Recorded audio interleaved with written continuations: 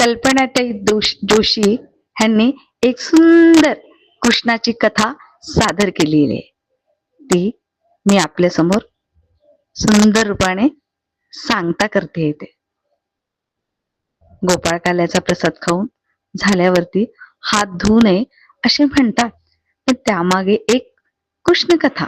चला जाणून घेऊया आपण. एक दिवस गोपाळ कृष्ण आपल्या सवंगड्यासोबत यमुनेच्या काठी खेळत होते. दुपारची वेळ होती. खेळून खेळून उन्हात दमल्यावरती कडकडून भूक लागली. सगळी मुलं एका झाडाखाली जमली.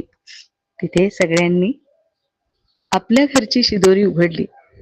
कुणाकडचा खाऊ अगदी साधा होता, तर कुणाकडचा चमचमीत होता. पण आपल्या कडाचं खाऊ खावं ही सवंगड्याची इच्छा अतृप्त राहू नये म्हणून कृष्णाने एक युक्ती केली. काड्या काड्या जोडून पानं जोडली आणि त्याची एक फार मोठी पत्राळी केली. पत्राळीवरती सगळ्यांचं खाऊ एकत्र करून मिसळले. सर्व पदार्थ एकजीव होऊन मस्त खमंग वास सुटला आणि त्यामुळे सर्वांची भूक चावळली. सगळी मुलं गोलाकार बसली आणि कृष्ण स्वतःमध्ये ती पत्राळीवर हातात घेऊन उभा राहिले. कृष्णाने प्रत्येकाला तो खाऊ प्रसाद भरवला, स्वतःही खाल्ला आणि त्याला काला असं नाव दिलं. कारण त्यात सगळ्या गोष्टी, सगळे जिन्नस एकत्र आल्या. सगळी मुलं बसलेली आणि कृष्ण स्वतः भरवतो आहे हे देवतांनी आकाशातून पाहिलं आणि त्यांना असूया वाटले. कृष्णाच्या हातून आपल्यालाही प्रसाद मिळावा असं त्यांना वाटलं. पण हा भाव, हे सौभाग्य, हे मात्र कृष्णाच्या मित्रांनाच मिळणार होतं. म्हणून देवानी किड्या मुंग्याचं रूप धारण केलं आणि ते तिथे जमले. पण तो प्रसाद इतका रुचकर झाला होता की मुलांनी त्या अन्नाचा एक सुद्धा कण वाया घालवला नाही, जमिनीवर सांडून दिलं नाही.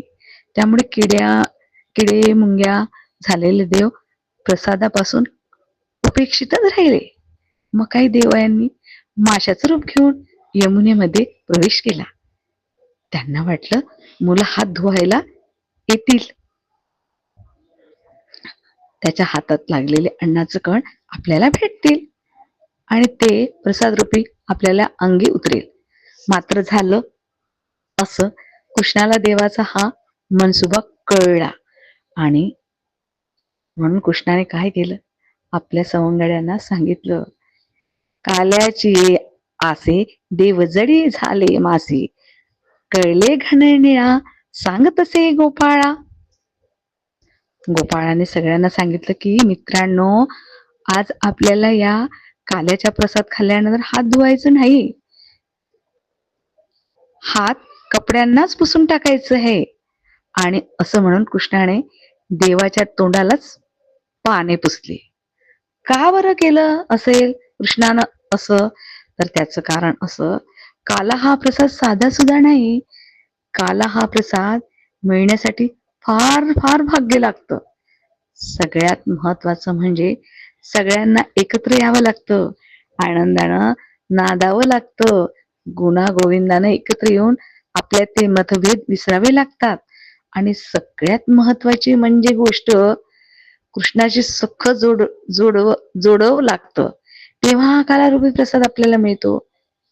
त्याचप्रमाणे काला ह्या शब्दाचा दुसरा अर्थ आहे म्हणजे जन्माला का आला हे तू ओळख.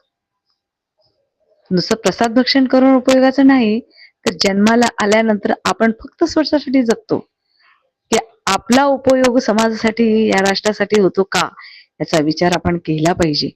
म्हणूनच तर स्वातंत्र्यवीर सावरकर सुद्धा सांगतात की देहाकडून देवाकडे जाताना वाटेत देश लागतो आणि त्या देशाचं आपण देणं लागतो.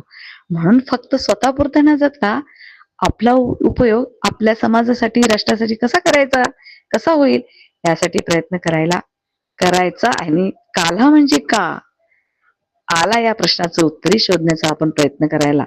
हीच आपण या गोपाल काल्याची दही काल्याची खरी शिकवण सांगते. धन्यवाद.